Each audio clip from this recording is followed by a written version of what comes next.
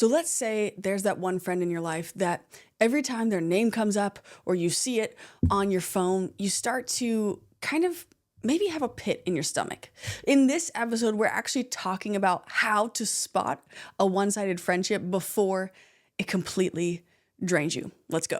Welcome back to Accidentally Intentional, where we are on a mission to break through surface level connection in order to build rich, meaningful friendships. I was working with Newsweek on an article about this topic, and I want to outline real quickly 5 ways that you can spot a one-sided friendship before it actually just completely drains you. And I'm going to give nuance and context too, because just because you're spotting it doesn't necessarily mean the friendship is done and it should be cut off. And I'm going to explain why as we go through it. So here's one way you can spot it is you're always the one going first, whether it is the one who's reaching out to check in on them, reaching out to make plans, reaching out, everything around that. If you're always the one going first, then it could be a one-sided friendship. But I want to give you another perspective, okay? Because in 2017, I was the friend that never reached out. And let me tell you what happened. I had this budding friendship with somebody, and she was so great. She would invite me over to watch a game, play a game, like go on walks, go to dinner. And it wasn't overwhelming. I really enjoyed our time together, so much so that I didn't even realize what was happening. So she calls me seemingly out of the blue, probably 2 months into our friendship, and catches me off guard when she says, "Hey, this is super uncomfortable, but do you actually even want to be my friend?" And I was like, "Wait, yes? What's happening? Why? Why would you think that?" And she said, "Well, because I'm always the one who's reaching out to you. You have not reached out to me one time. And so it makes me feel like you don't really care." Now, that was incredibly bold of her. And because she had the courage to do that, I can confidently say that is one of my best friends to this day because of that conversation. That changed everything. I had no idea that I wasn't reciprocating in the friendship. So I say that because you might be thinking, nope, there's that one person and I'm ready to cut them off because I'm sick of it.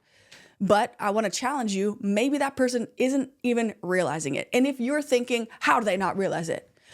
Listen, we cannot assume, people cannot read our minds. So it is worth having the conversation, sharing vulnerably, and seeing what happens on the other side of it. Here is another way that you can tell. If they only call you when they need something, then this could very well be a one-sided friendship. And I just want the opportunity to speak to this because so often I hear people say that a good friendship is defined by this. I say, "Oh, who are the good friends in your life?" And they'll give me the names of the person and they'll say, "Oh, they're always there for me whenever I need them."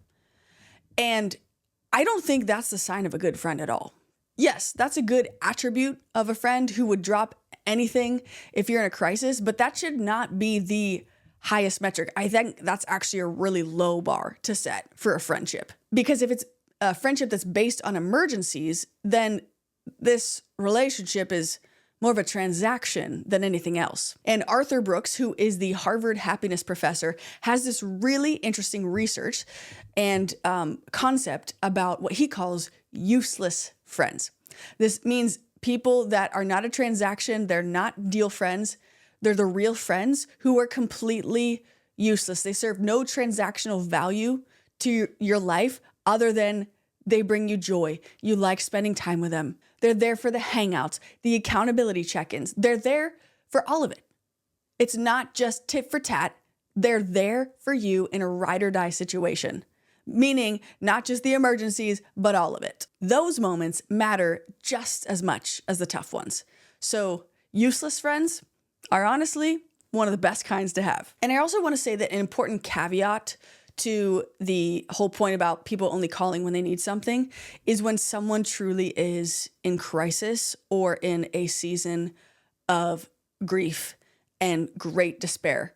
Because we need to remember that in the same way that when that happens to us and when we are the recipients of, not the recipients, when we are grieving and going through a trial or a crisis, our capacity is very limited in scope. So we have to be willing to give that same grace to the friend who's going through that and not expect them to be reaching out the same way that you know they would outside of their grieving and turbulent season. Really, this goes back to the concept of going first and embodying and becoming the friend that we want to have. So when we're extending grace in that situation, the goal is that when that season happens for us, we have given a blueprint and a guide map for how we wish to be treated so that our friends know how to step alongside us during that. Question for you. Are you an introvert who's tired of surface level connection? See, being quiet or reserved isn't the problem. The real cost of wanting connection but fearing the risk is regret. It's lying awake, replaying the conversations that you didn't have. It's watching other people form deep friendships while you feel like you're always on the outside. And maybe you've even started wondering, is this even worth it anymore? See, I get it because I'm an introvert too. And I'm proof that you can build deep, meaningful friendships, even if you're shy, even if you're not the life of the party, and even if starting conversations feels impossible because of social anxiety. See, I've been friendship coaching people privately on this for years, and I've spoken to audiences across the country about connection. And now, for the very first time, I'm inviting you, my podcast listeners, to my Beyond Small Talk cohort. It's a 6-week small group program designed exclusively for introverts. You'll get one-on-one coaching sessions with me, plus small group coaching alongside people who actually get it and get you.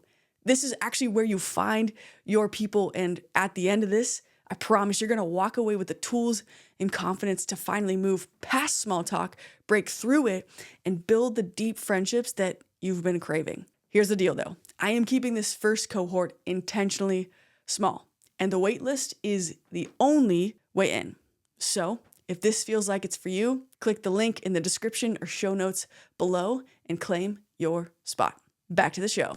Okay, third way that you can tell that it might be a one-sided friendship is that the celebrations don't go both ways. So just like I said above, is that a real friend is the one who isn't just there for emergencies, they're there for the celebrations, for the good times, for the bad, for everything in between.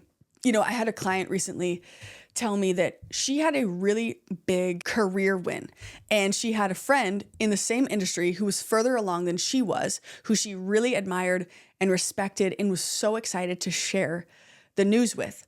And so she called this friend and she's like, you won't believe that just happened this.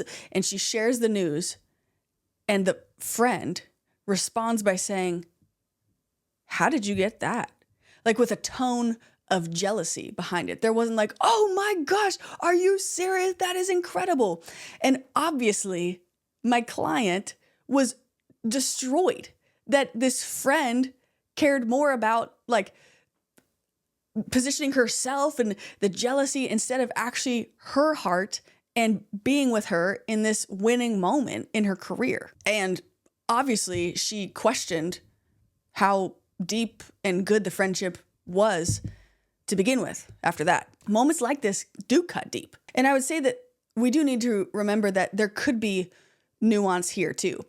If someone responds rather flat, not in a jealous way, but flat or not like matching your energy excitement, or it's kind of a weird response, know that that could be stemming from their own insecurity and doesn't really have as much to do with you as it does to do with them. And I know that might sound like pithy, like, oh yeah, but it really is true. In fact, I have some friends in my life who they're not as like expressive or emotive as me. I can go like 0 to 100, turn into a big Disney character, like, like, I don't know what Disney character screams like that, but I digress. I'm very emotive. And I have friends where before I have called them and I've been like, yo, won't believe what just happened. And they're like, what happened? You know, like already they're at a 2, I'm at a 10. I tell them the news and they're like, oh my gosh, that's so cool. And I'm like, where is your energy? Why are you not freaking out with me? And that's just because it's not their personality. But I don't take offense to it because I know them enough now that that is their energy. They are matching it. It just looks different than mine. And those type of friends will text me later and be like, listen, I just want you to know that news you shared, so awesome. I'm so proud of you. And they're able to show you love in different ways. And we need to remember that we often have internal expectations of others and their responses, and they cannot read our minds. So I had a conversation with one of my friends who didn't emote the same level of me. And I said, hey, I think I'm just paranoid, but it feels like the excitement isn't necessarily there. Is that true? And she's like, oh, no, thank you for asking. That's not true. I'm not you. I don't express like you, but I am so excited for you. And then it was all better because I gave the opportunity for her to speak to it if there was some confusion. Bringing something up by saying, hey, this is a really big deal to me and I really want to celebrate it with you, gives a friend the opportunity to lean in and meet those exact expectations, but they can't meet an expectation that you don't share that you have. Fourth way that you might be in a one-sided friendship is if when you leave their presence, whether it's digitally or in person, you feel smaller. You feel worse about yourself. You feel drained. I truly believe that rich, meaningful friendships should build you up, should be life-giving, not sucking the life out of you and making you feel small. And I think because we're in a society where we share memes and GIFs all day to make each other laugh, there's a lot of sarcasm that could be involved in friendships. And most of the time it's playful, but there are times when I know I have crossed the line and my sarcasm actually came across as cutting to someone. And that's not what I wanted. And thankfully they brought it up and they're like, hey, that didn't make me feel really good about myself. I know you're kidding, but it's still not funny. And I think there's a sense of humility that I want us all to grow in by, instead of responding with, yo, I'm just kidding. Why are we defending ourselves? If it hurts someone, why are we defending ourselves and trying to make them feel small with our response instead of saying, oh my gosh, I'm so sorry. That was a joke, but you're right. If it hurt you, then it's not funny. And I'm sorry. And if every time you hang out, you leave feeling exhausted because you were doing mental gymnastics and walking on eggshells the whole time, then yeah, that could definitely be a telltale sign that you're in a one-sided friendship. And instead of silently stewing on it, I always want to encourage people to bring it up in the form of a conversation. Yes, it'll feel uncomfortable and it could be the thing that unlocks a more meaningful friendship. So I think that's worth it. And here's how you can bring it up. Hey, I just want to check in and make sure that nothing is off between us, or please tell me if there is, because I have felt a tension and maybe I'm just telling myself that you're mad at me or you're thinking this. Is that true? Bring it up in the form where you're like, hey, here's this thought or this feeling I'm having. It could very well be wrong.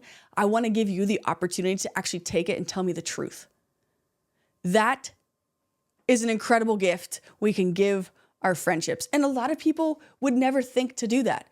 And that's why I always say we are one conversation away from a friendship being unlocked to a depth that we never could have imagined. And if you notice how I even phrase that by saying, hey, this is the story I'm telling myself. Hey, I wanted to check in. This is what I'm feeling. It puts the onus on ourselves. We aren't blaming them or pointing the fingers at all. We're just saying, is this true? This is what I feel. This is how I'm hearing what you're saying. Okay, and the fifth one is that your boundaries are not respected. But I need to pause here because we have over-boundaried the understanding of what the word actually means. Because telling someone to respect your boundaries is not really a boundary. Because a boundary is something that you choose to act on, not somebody else. So if saying no to something, I'm so sorry, I won't be able to make that dinner. I'm so sorry, I won't be able to see your show. I'm so sorry, I won't be able to hang out that night. If you say that and then a whole guilt-tripping situation happens, oh my gosh, you don't even care about me. How can you not make this a priority? Feels like you care about everybody else. So that, it just starts spiraling quickly. Then that friendship definitely needs some conversations involved in it, because that's not fair to you. You should be able to have boundaries, which are choices you make as a response to someone else's decisions, often is how it is. And the unfortunate part about that is those kind of situations reveal that someone actually wanted your compliance, not your connection. And that is painful to hold on to, because of course it makes us question the friendship altogether. But I think, there is room to talk about, hey, it would be really important to me if you gave me the benefit of the doubt and asked me before jumping to conclusions that I don't care about you and that my no means something else.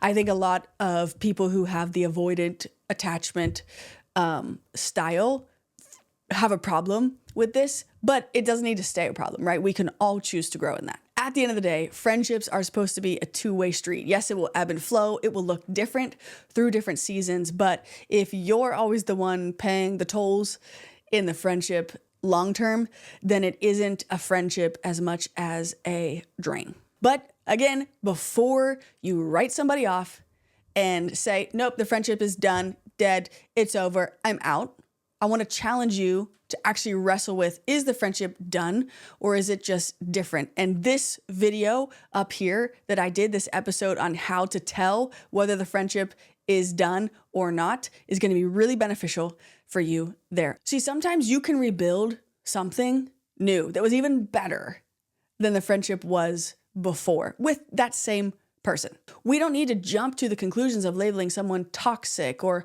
not a good friend or, jumping to all of these labels. We actually have the power to maybe give a friendship a second wind with just one impactful but challenging conversation. The deepest friendships that I have and that I have witnessed in other people's lives hinge on those really hard, difficult, challenging, but beautiful conversations, because it unlocks something that we never could have imagined before. And either way, those conversations give you the clarity that you're looking for.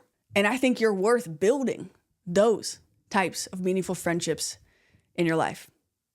I'll catch you in the next episode.